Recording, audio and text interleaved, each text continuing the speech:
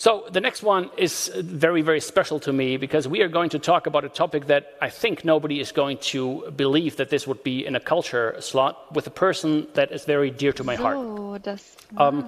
I welcome on stage Lilith.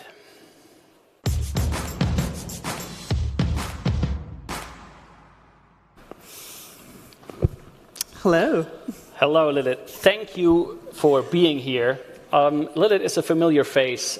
She has worked at Pirate in the past, and she has founded her own company now.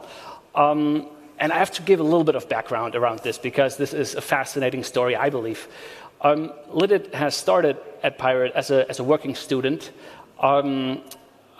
She was studying acting at the time. She wanted to become an actor.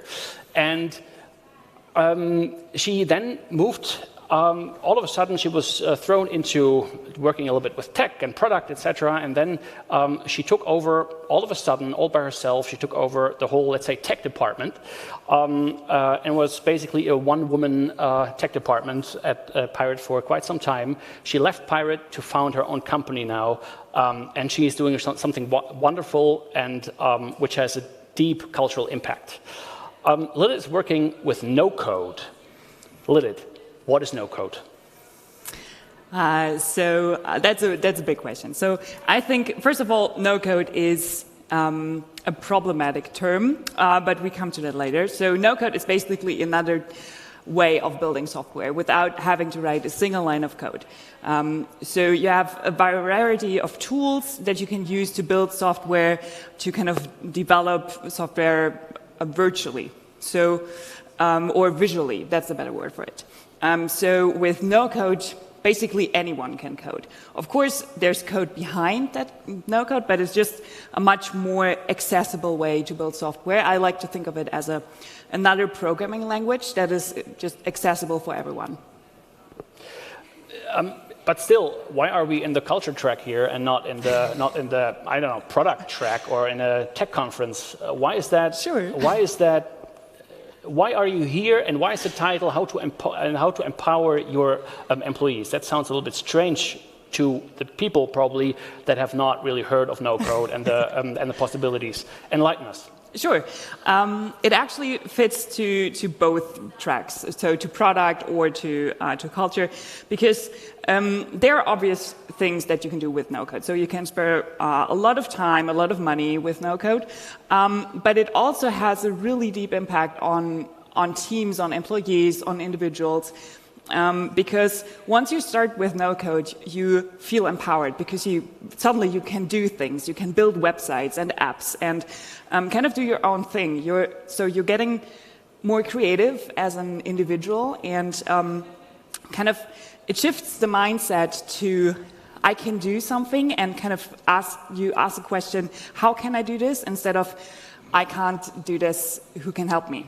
Which is a good question too, but you kind of can do it yourself. And what I found interesting, I've done some workshops for companies who wanted to use NoCode, and also back in Pirate when I did my first workshop about NoCode. I remember when you asked me, like 1.5 years ago, I think, don't you want to speak about NoCode at a conference? And I was like, okay, I don't know if that's interesting for anybody because I just learned it myself. But that's the point. Everybody can learn it, and teams can, when everybody kind of feels more creative, more empowered to do things, also the communication gets better. Because when you're, by example, product teams, when you're working on a product, there's the dev team that is developing the product, there's the product manager, and sometimes communication is really hard between these two. And once a product manager can build his or her MVPs, by example, and actually show what he or she means, that's really powerful in terms of communication. So I really believe that NoCode really empowers teams and makes better companies. Yeah, I can totally attest to that, because that really changed certainly the pirate culture, and I also have seen other companies when they have this first barrier, because what I see is always the first barrier, like, okay, I cannot build websites, I don't want to build websites, or I cannot do that. That's technical. Once they see that it's basically like PowerPoint or Excel or some other tools, this whole inner, let's say, barrier goes away, and all of a sudden they start to become creative. Yeah. Can you give some very specific examples of what you have seen at other companies, maybe what people have built or what was possible with NoCode? Sure. So let me get back on this a little bit. So when I started out at Pirate, I discovered NoCode as automation, no-code automation, like tools like Zapier, Integromat, and so on, where you can kind of connect different apps and automate processes along the way. And I thought that was no-code and that's it. But then I discovered there are a lot of product actually for no-code, like where you can build websites and apps and so on with drag-and-drop builders. So, and it was kind of the same when we built Visual Makers, our community, it's a learning platform where you can learn how to use these different tools with no-code. And so we have a lot of startups in there who are building their first MVPs or prototypes with no-code. Like Remy, like Valerie, they are building their tool with Bubble, which is really exciting, actually, because they also received a funding round and so on and so forth. But also a lot of companies who are quite bigger, like they have like 1,000 or 5,000 employees who automate their processes in different teams, like marketing teams automating their social media content creation, or HR teams automating their recruiting process and kind of turning it around into a kind of performance marketing process. So there are really a lot of ways how you can use no-code tools in different teams, also in one company. Yeah. How can a company get started? So let's say there are quite a few people probably that haven't heard about no-code before. Yeah. There is a bigger movement in the US that has known about no-code since several years, but certainly in Germany it's very, very nascent. And also in Europe, I would say. Netherlands is a little bit a bigger market, but it's an emerging market. Where should those people start if they're curious? It depends a bit on the company size, but I would say the most important thing is to create awareness at first, because you need to get a sense of what is possible. So I would start with, by example, a general workshop about no-code tools. We have some online workshops actually on our platform. That's kind of a good start, where you get an overview about different tools and so on. Or if you already know about no-code tools, then it might make sense to do some learning on different tools, which one kind of fits you, and also just start. Actually, that's actually the tools, and I can also say that to all of you. The tools are so simple that basically you can go to the site. There are tutorials on the site, or there are quick integrations on the site, or things that or templates where you can easily pick up and do something and create something. So this is not something you have to learn for days or weeks. Once you start, you can already build. So that's something that I really want to say to everyone, that it can easily be done. What are the tools that you would give the people some tools or some ways to start? One disclaimer to the question before, though. There are tools that are really easy to access and really easy just to start going and build your own website, your own app, and so on.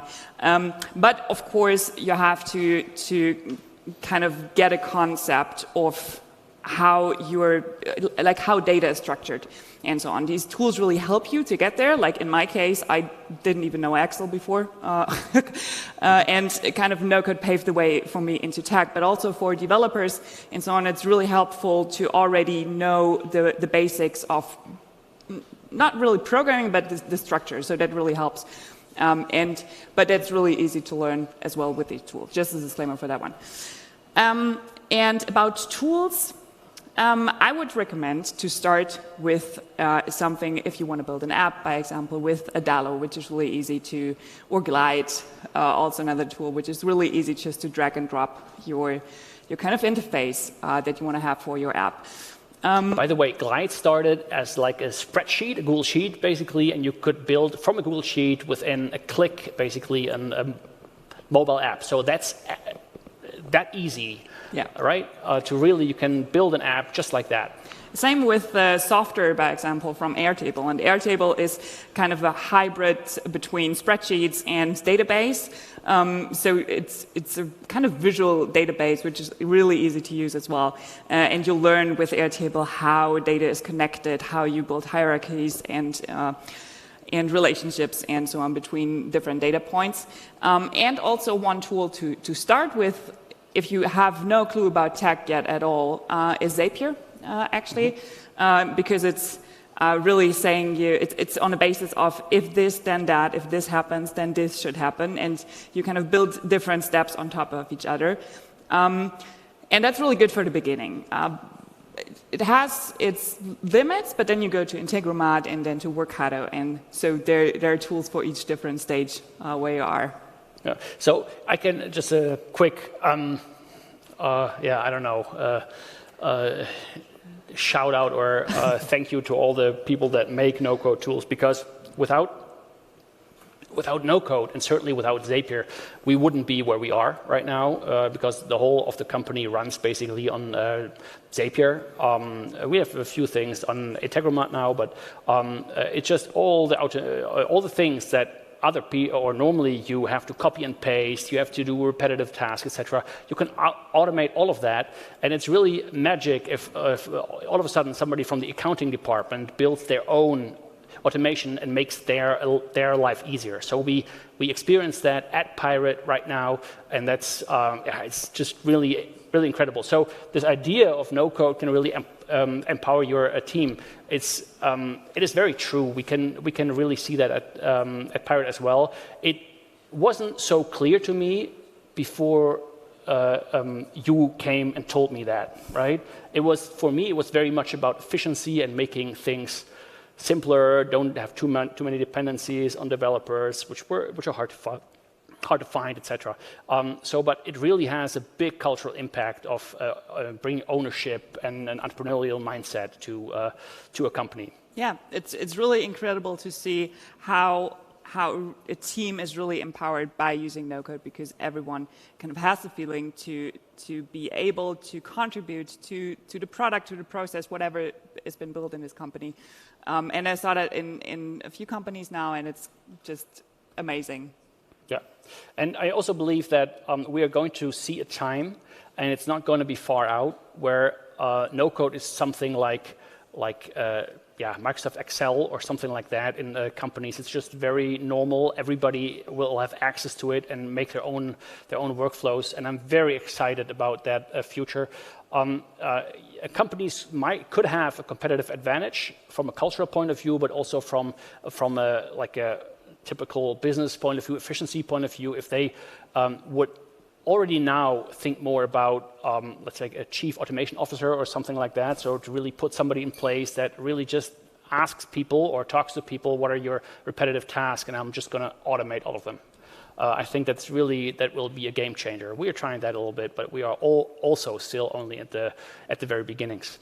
Lilith, time is up. Thanks so much. Thank you. Thanks for coming here and sharing the story, and I'm very excited because we always see Pirate as, let's say, a training ground for entrepreneurs. And the best thing is when people leave their journey. You were with us for 3 years, how long? 3.5 years, something like that. And then they start their own company. So that's just really, then I feel like our mission is complete, and we are really going to help somebody, create their own and shape their own journey. It's wonderful to see, and best of luck. Thank you so much. Thank you.